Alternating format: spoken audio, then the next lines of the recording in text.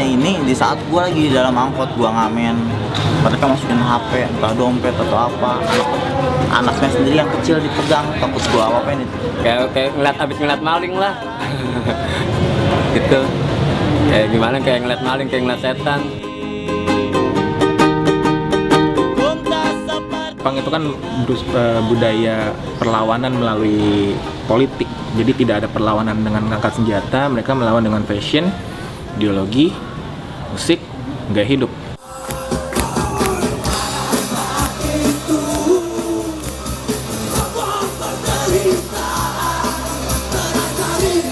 Jadi kalau kita ngeliat sejarah masuknya ada 3 gelombang tuh. Pertama, gelombang generasi pertama itu semacam kayak gelombang terbentuknya komunitas punk pertama gitu. Jadi yang gelombang kedua itu sebenarnya gelombang masuknya ide-ide nilai politik. Nah, gelombang ketiga itu sebenarnya proses internasionalisasi komunitas punk Jakarta ke seluruh dunia gitu. Nah, kalau di gelombang pertama itu sebenarnya apa yang pertama masuk dari punk itu adalah dari musik dan dari fashionnya, karena itu hal yang paling mudah untuk orang attach atau bisa senang dengan itu. Nah, dari situ identitas orang menjadi punk tuh paling mudah lewat situ.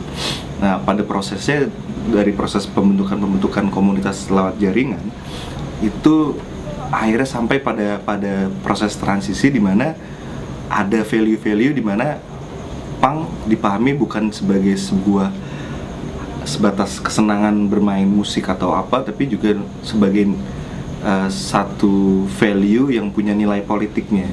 Nah, itu mulai berubah pada proses di gelombang kedua.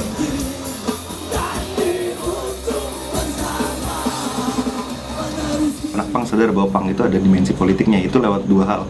Pertama lewat musiknya atau band-band yang sifatnya politis, itu aliran genre-nya tuh ada crusty punk, ada anarko punk, ada hardcore punk dan yang lainnya. Nah, itu inspirasi pertama dari era tahun 80-an dan 90-an, band-band seperti Crash, Havoc dan yang lainnya. Nah, yang kedua, band-band ini gitu yang di barat ini mereka juga muncul di majalah-majalah Proven Existence itu. Jadi 2, satu majalah, satu juga dari musiknya.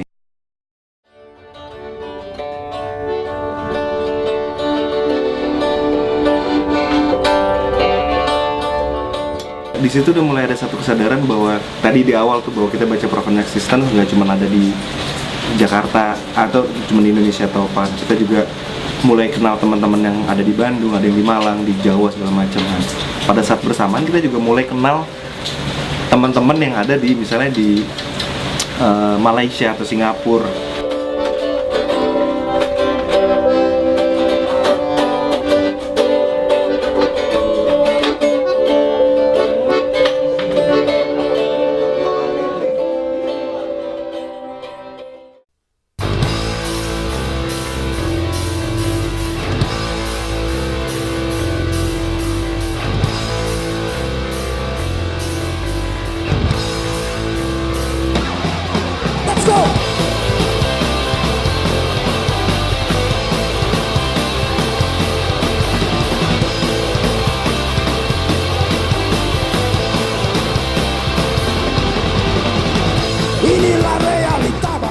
Misalnya ya kayak mabok-mabokan atau mungkin minta duit dengan cara yang memaksa, itu jadi suatu hal yang menakutkan. Dan mungkin orang-orang yang dimintain duit itu dia tahu dari media, dari berita tentang begini loh tentang punk, serem.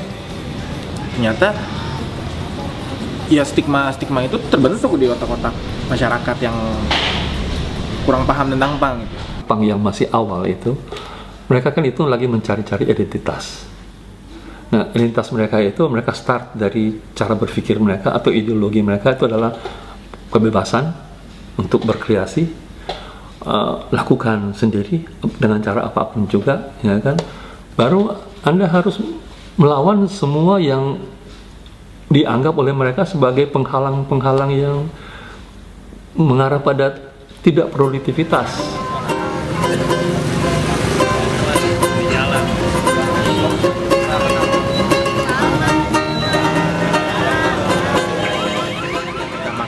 pengamen, mungkin dengan cara tidak memaksa, dengan cara yang lebih sopan terhadap orang yang udah tahu minta duit sama orang, bahwa ya sopan gitu loh. Karena memang budaya Indonesia, tata krama Indonesia terkenal dengan kesopanan gitu.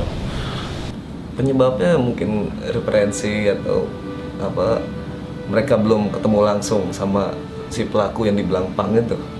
Jadi selama ini mungkin masih dapat informasi dari koran atau dari film, dari televisi yang sering menyudutkan teman-teman gitu. Kenapa masyarakat hanya melihat kok mereka ini melawan arus yang hukum yang ada, ya kan, dan mereka selalu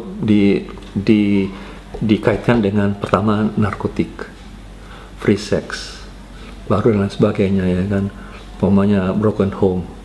Yang salah di sini sebenarnya kalau kita lihat sistem pendidikan di rumah yang tidak mengajarkan pada anak untuk bisa mampu memenuhi sendiri. Beberapa keluarga yang saya amati, kenapa kalau Anda bisa lakukan sendiri, kenapa Anda mesti suruh orang lain? Ya kan? Awalnya dari situ. Nah, herannya kenapa mereka bisa ketemu di kelompok pang, ya kan? Nah, susahnya di Indonesia itu adalah begini. Orang tua Anda dokter, maunya Anda jadi dokter, padahal Anda ingin jadi seniman. Ya kan? Anda berontak, Anda masuk ke pang, Anda jadi seniman jalanan. Ya kan? Kenapa? Karena struktur di dalam masyarakat itu, keluarga itu sangat itu. Bagaimana dengan kelompok yang miskin? Tidak punya sama sekali apa-apa. Mereka mau berkreasi tidak ada. Satu-satunya yang ada ya pada waktu pang memberikan alternatif, bergabunglah kami. Anda bisa menjadi seorang seniman, satu waktu Anda menjadi seorang yang terkenal, ya kan? Yang paling mendasar harus dipahami dalam konteks bermasyarakat dengan pang adalah pang itu akan selalu hadir di saat dimana satu masyarakat ada satu ketimpangan sosial dan ketidakadilan yang harusnya menjadi tanggung jawab negara dan pengampu atau stakeholder yang harusnya ngurusin rakyat. Nah, kalau selama hal ini tidak akan pernah bisa diselesaikan, pang akan selalu ada. Dia akan muncul sebagai satu respon dari masyarakat yang tidak diurus oleh orang-orang yang harusnya mengurus.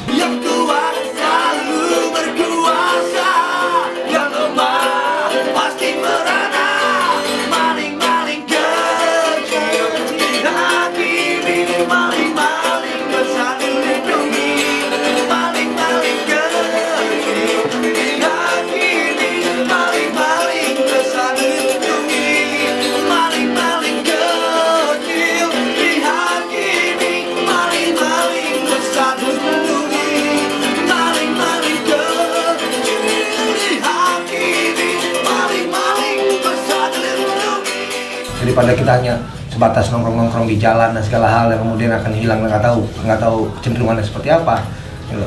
Nah, akhirnya yuk kita buat tempat ini juga untuk bareng-bareng gitu loh, untuk kita saling belajar, saling mengkritisi gitu loh, segala hal-hal ya pengalaman hidup yang kita terima seperti itu.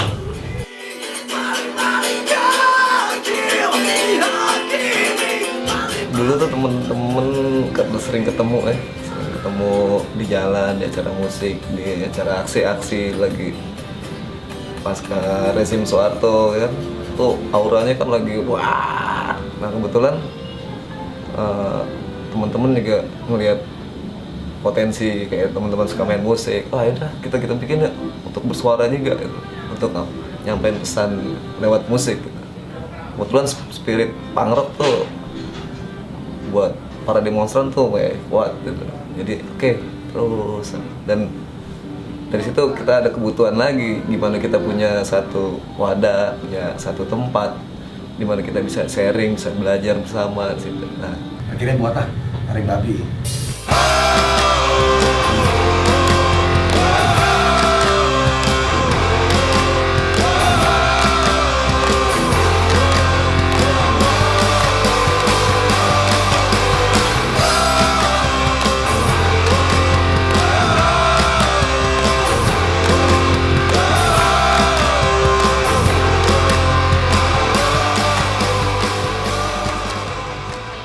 Juga marginal itu canggih, mereka tatoan, mereka gaya hidup, gaya berpakaian mereka udah pang dengan ideologi mereka pang yang sudah lama dari mungkin dari awal keberadaan punk di Jakarta dan di Indonesia sendiri ya Marginal udah merasakan asam garamnya sendiri.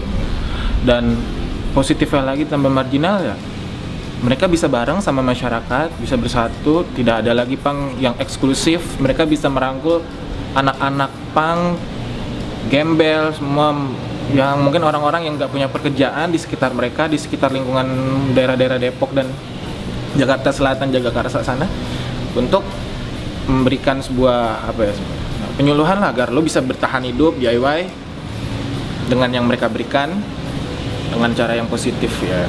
Kayak tadi bikin sablon lah, terus cungkilan kayu itu udah bisa bikin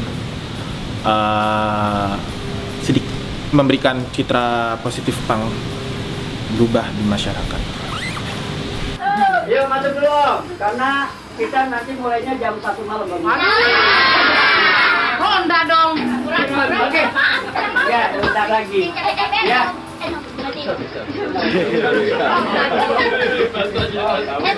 Tamunya udah datang, Pak. Mana nih?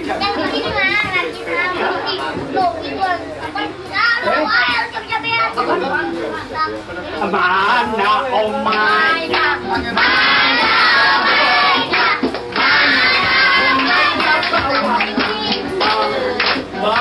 Oke, lombanya yang bisa geret omai sama Bobby bawa ke sini.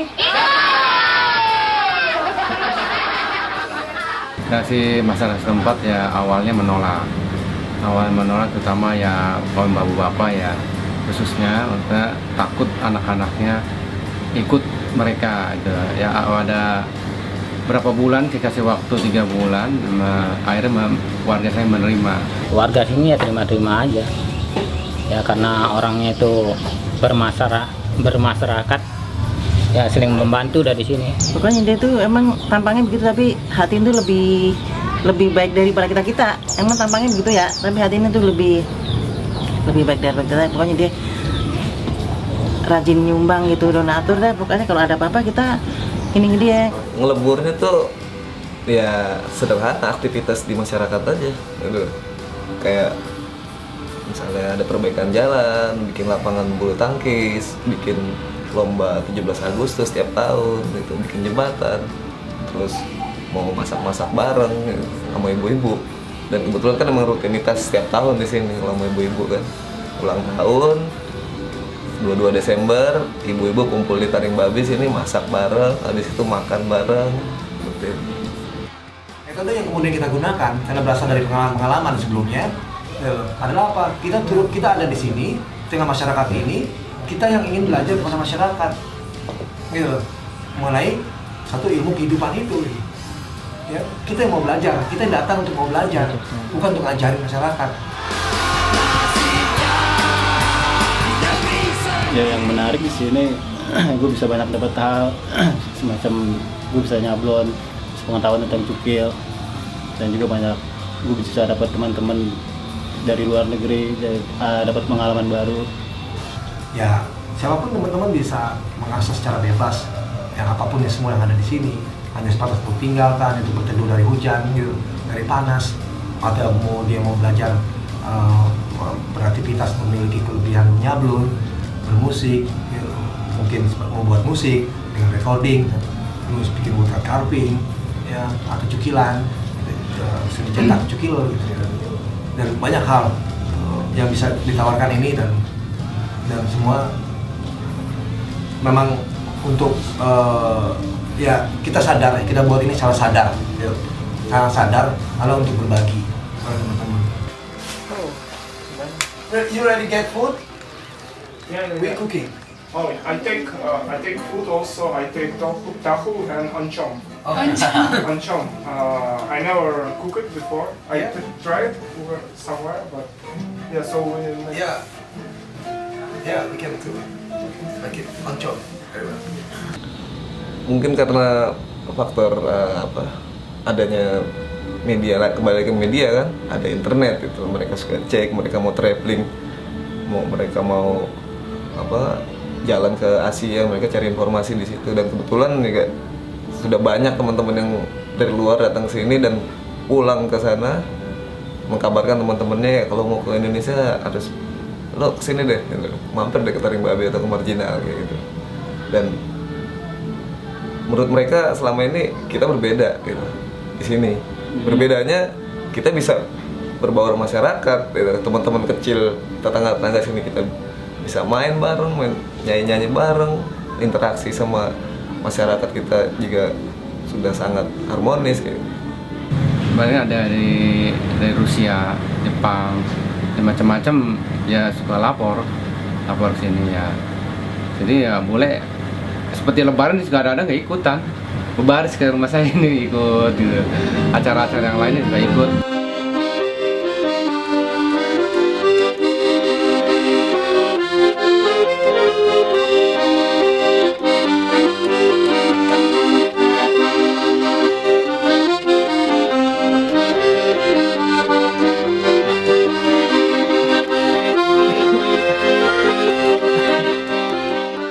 Sebenarnya sederhana ya masalah anti media itu ya. Sebenarnya wajar ya, pro kontra itu memang harus satu hal yang harus dibina kan, dikembangkan, terus dijaga dinamisasinya kan, agar terjadi satu proses pergerakan dan perubahan terus. Itu aja sih.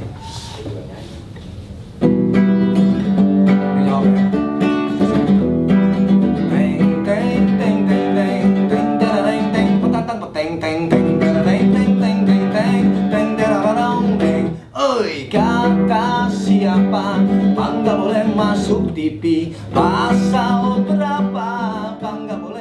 Ketidakmajuan bangsa ini ya karena pola-pola pikir yang semacam itu. Ya kita sih fan-fan aja, kita terima-terima aja gitu loh. Artinya alasan lo emang dari mana berangkatnya, dari mana ada aturan nggak menolak media, dari mana, pasal berapa, ya terus dari tuan besar siapa yang bicara itu gitu loh. Bukan kapang itu no God no master, apakah bukan ketuan itu adalah be yourself, pang itu ya, jadi dirimu sendiri. Jadi tidak ada satu aturan yang mengatur. Kalau kemudian di pang itu sendiri ada aturan, maka bukan pang lagi namanya. Lari dan sembunyi, sistemnya yang membodohi, bisa di mana saja terjadi. Mungkin di televisi atau di dalam radio, mungkin juga di dalam lingkungan kita atau di mana-mana. Kata siapa bangga boleh masuk TV, pasal berapa bangga boleh masuk radio. Masa sih napasi, urus ajalah diri sendiri, nggak perlu belaga kayak Pak Polisi. Boleh Pak Leko boleh, monggo. Kalau pang luar negeri boleh ya, mau masuk TV, membuat film, bebas saja. Kalau buat orang atau bangsa kita sendiri nggak boleh. Kayak kita hidup di zaman pitung gitu. Muke gile.